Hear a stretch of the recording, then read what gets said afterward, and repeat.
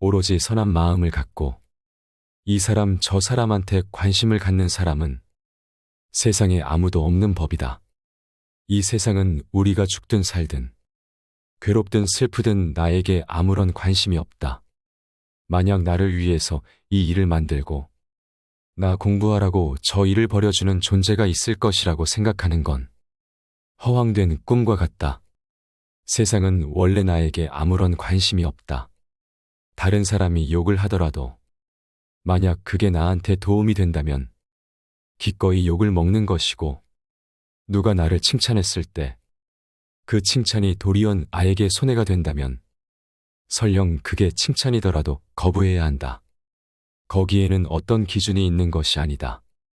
그저 나한테 도움이 되는지 안 되는지를 보고 스스로 결정해야 한다.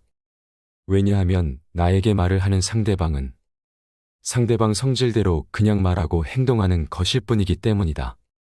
비가 올 때 나한테 농사 지으라고 비가 오네라고 생각할 수도 있고, 날씨가 좋을 때 오늘은 소풍을 가라고 날씨가 좋네라고 생각할 수도 있다.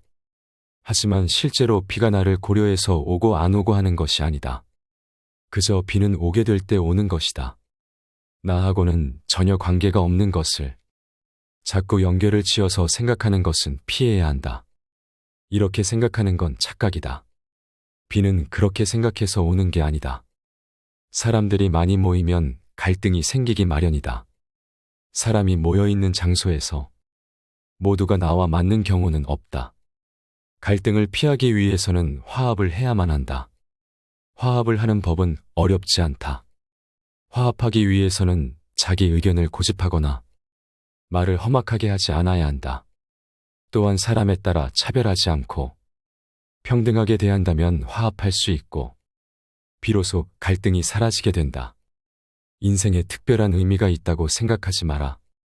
우리는 흔히 왜 사느냐고 인생의 의미를 찾아가며 산다. 그러나 삶에는 특별한 의미가 있는 게 아니다. 인생은 의미를 갖고 사는 게 아니라 그냥 사는 것일 뿐이다. 삶에 너무 많은 의미를 부여하면 안 된다. 그러면 또 하나의 굴레만 늘게 될 뿐이다.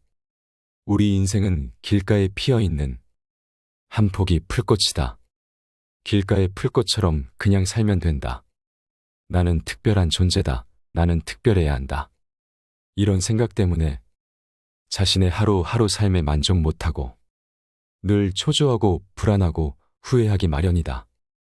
내가 특별한 존재가 아님을 알면 특별한 존재가 되고, 내가 특별한 존재라고 잘못 알고 있으면 어리석은 중생이 되는 것이다.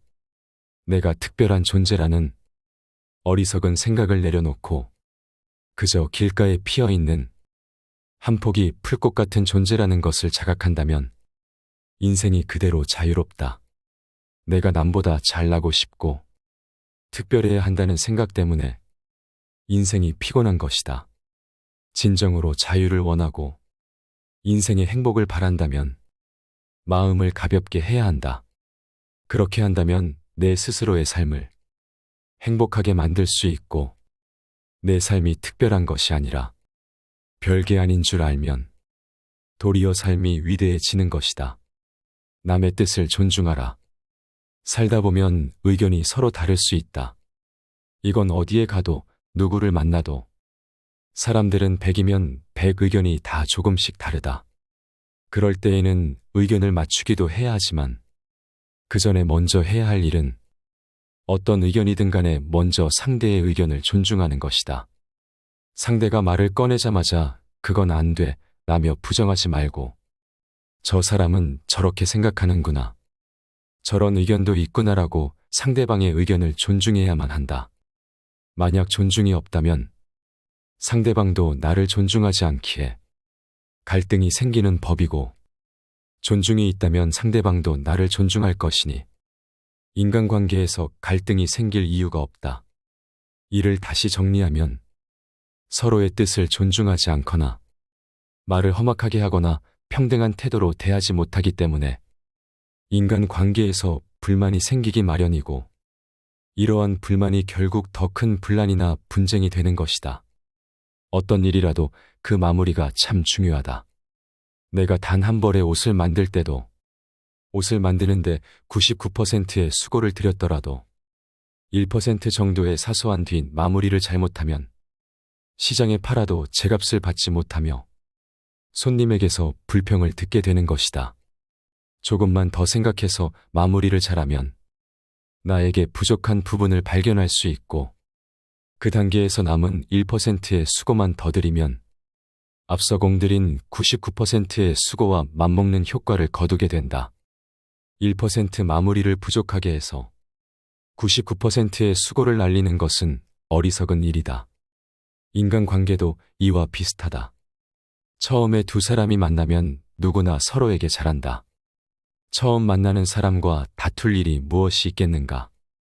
친구도, 연인도, 신혼부부도, 사업 파트너도 처음 만났을 때는 그렇게 사람 좋고 착하고 나에게 잘 대해주며 하물며 정직하기까지 하더니 막상 헤어질 때가 되면 그들은 의리도 없고 정직하지도 못한 모습을 보인다. 사람이 살다 보면 서로 안 맞아서 헤어질 수 있고 이는 당연한 일이다. 이렇게 헤어질 때에는 그동안 친구해줘서 고맙다. 같이 일해줘서 고맙다. 같이 살아줘서 고맙다. 하는 마음으로 마무리를 잘해야 한다. 마음을 다스려야 한다.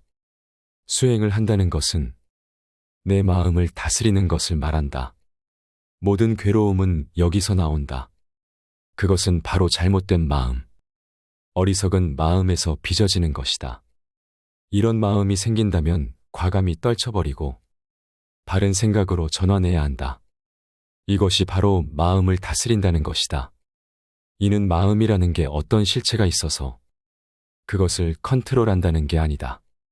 내가 옳다는 마음을 내려놓고 잘못되고 어리석은 생각에 이리저리 끌려다니지 않는 것을 말한다.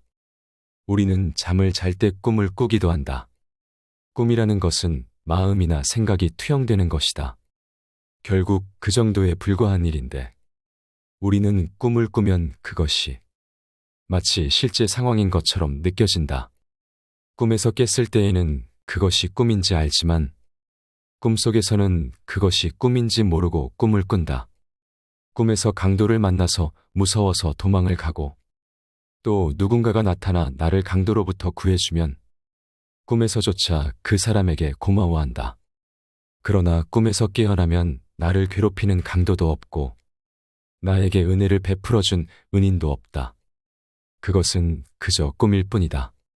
우리는 단지 환상에 사로잡혀 꿈을 실제라고 착각했던 것뿐이다. 잘못된 생각 역시 이와 같은 것이다. 잘못된 생각에서 깨어나면 괴로움에서 벗어나게 된다. 마음을 다스리는 방법에는 여러 가지가 있다. 여러 가지 수행법 가운데 참회 수행이란 것이 있다. 참회는 지나간 나의 허물을 반성하고 앞으로 올 허물을 미리 경계해서 재발하지 않게 하는 것을 말한다. 반성한다는 것은 자기에게 닥친 인연의 과보를 다른 사람 탓으로 돌리고 그를 원망하는 것이 아니라 자기의 책임으로 기꺼이 받아들이는 것을 말한다. 너 때문에 이렇게 됐어라고 생각하는 것이 아닌 내가 잘못해서 이런 결과가 나타나는구나 하고 자기에게 일어난 일을 자신의 일로 그대로 받아들이는 것이다.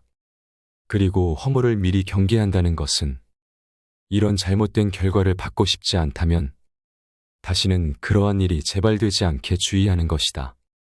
이런 결과는 나의 이러이러한 말과 나의 잘못된 행동으로 빚어진 것이고 나는 앞으로 이런 결과를 원치 않으니 이런 말과 행동을 하지 말아야 되겠구나 하고 미리 경계하여 조심하는 것을 말한다.